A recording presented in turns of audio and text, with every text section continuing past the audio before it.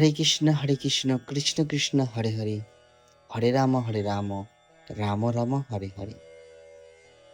প্রভুজি ও মাতাজিগণেরা, আজকে আমি আপনাদের শোনাতে চলেছি অভিমন্যুর বীরগতি, মহাভারতের সবচেয়ে করুণ অথচ গৌরবময় অধ্যায়।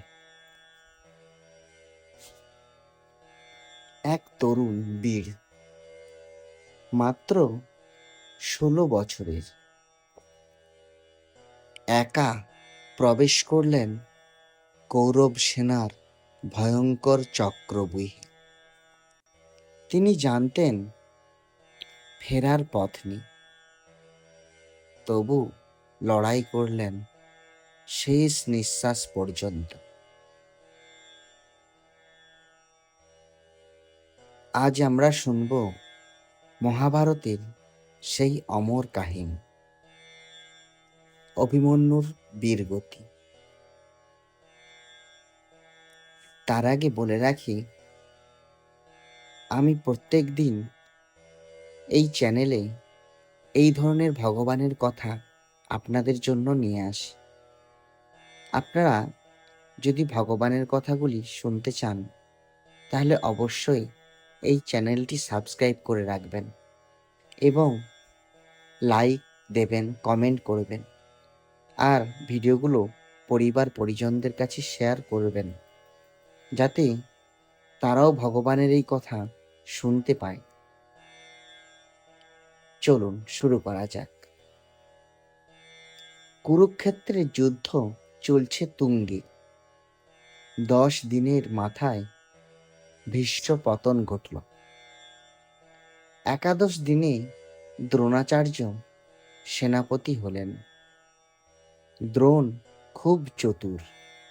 তিনি কৌশলে পাণ্ডবদের দিক থেকে অরক্ষিত স্থান খুঁজতে লাগলেন। একদিন তিনি ঘোষণা করলেন, আজ আমি আমার সেনাকে সাজাবো চক্রবর্তী আকারে।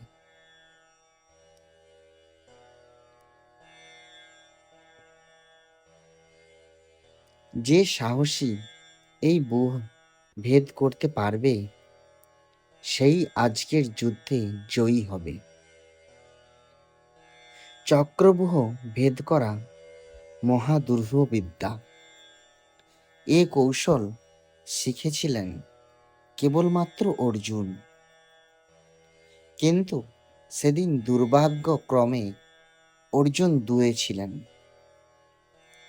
ত্রিগর্ত রাজাদের সঙ্গে যুদ্ধে ব্যস্ত। এরপরে অভিমন্যুর এগিয়ে আসা। যুদ্ধক্ষেত্রে বিভ্রান্তি ছড়িয়ে গেল। পাণ্ডব সেনানায়ক যুধিষ্ঠির চিন্তিত, অর্জুন নেই, কে ভেদ করবে এই ব্যূহ? তখন এগিয়ে এলেন তরুণ অভিমন্যু। তিনি অর্জুনের পুত্র, কেবল 16 বছরের। তার চোখে ছিল অগ্নিশিখার দিক। অভিমন্যু বললেন, পিতাশ্রীর কাছে মায়ের গর্ভে থেকেই আমি এই বুদ্ধ ভেদ করার কৌশল শুনেছি। ভেতরে প্রবেশ করার উপায় জানি, কিন্তু বেরোনোর কৌশল এখনো পুরোপুরি শেখা হয়নি। তবু আমি চেষ্টা করব।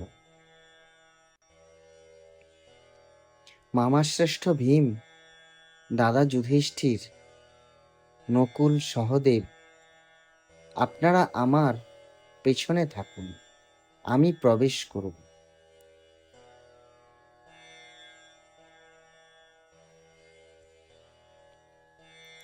আপনাদের জন্য রাস্তা খুলে দেব।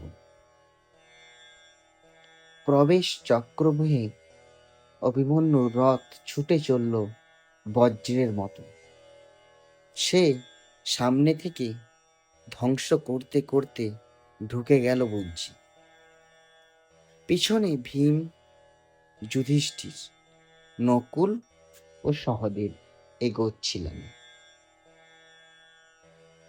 কিন্তু হঠাৎ কৌরবরা ষড়যন্ত্র করল। জয়দ্রথ নামের সিন্ধু রাজা শিবের আশীর্বাদে অদম্য শক্তিধর, তিনি একাই দাঁড়িয়ে গেলেন বুহের প্রবেশদ্বারে। ভীম ও অন্যরা যতই চেষ্টা করুক, জয়দ্রথ তাদের আটকে দিলেন। ফলত অভিমন্যু একাই আটকা পড়লেন বুহের গভীরে। এরপরে যা হলো সেটা হচ্ছে, একা অভিমন্যুর যুদ্ধ, সামনে শত্রু সেনার ঢল। দ্রোণ, কৃপাচার্য, কর্ণ, দুঃশাসন, দুর্যোধন সবাই মিলে তরুণ অভিমন্যুকে ঘিরে ফেললেন। কিন্তু অভিমন্যু ভয় পাননি। তার ধনুক ছুটল বিদ্যুতের মতো। এক এক করে কৌরব সেনারা পড়ে গেল। কর্ণের রথ ভেঙে গেল। দুঃশাসনের ভাই নিহত হল। দুর্যোধনের পুত্র নিহত হল অভিমন্যুর হাতে। কৌরব সেনায় হাহাকার, সবাই অবাক। এক তরুণ একা কেমন ভয়ঙ্কর যোদ্ধা। এরপরেই শুরু হলো কৌরব সেনাদের ষড়যন্ত্র ও আঘাত।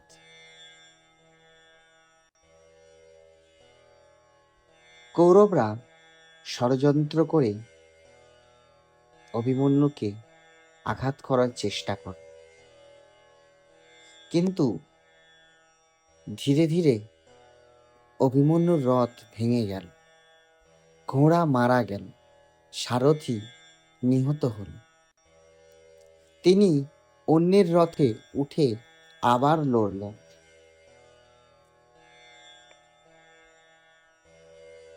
কর্ণ পেছন থেকে আক্রমণ করলেন।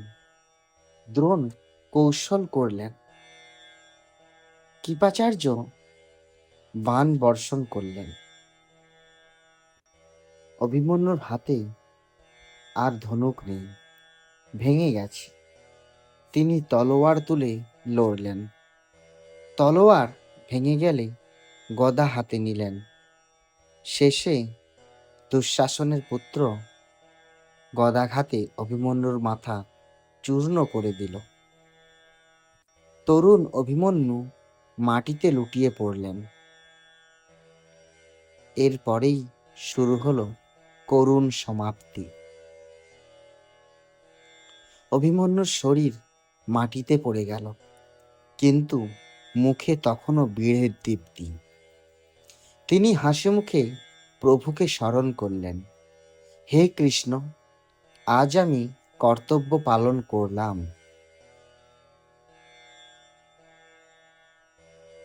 পাণ্ডবদের জন্য, ধর্মের জন্য এই প্রাণ উৎসর্গ করলাম।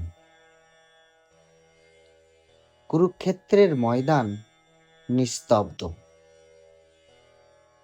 দুর্যোধন উল্লাস করলেন,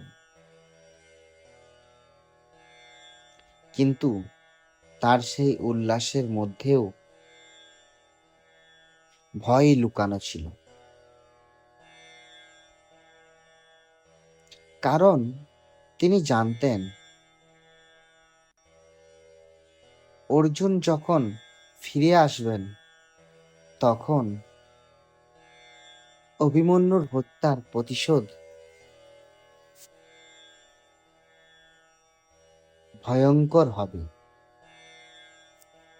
এই কথা দুর্যোধন মনে মনে ভেবে ভেবে ভয় পেলেন।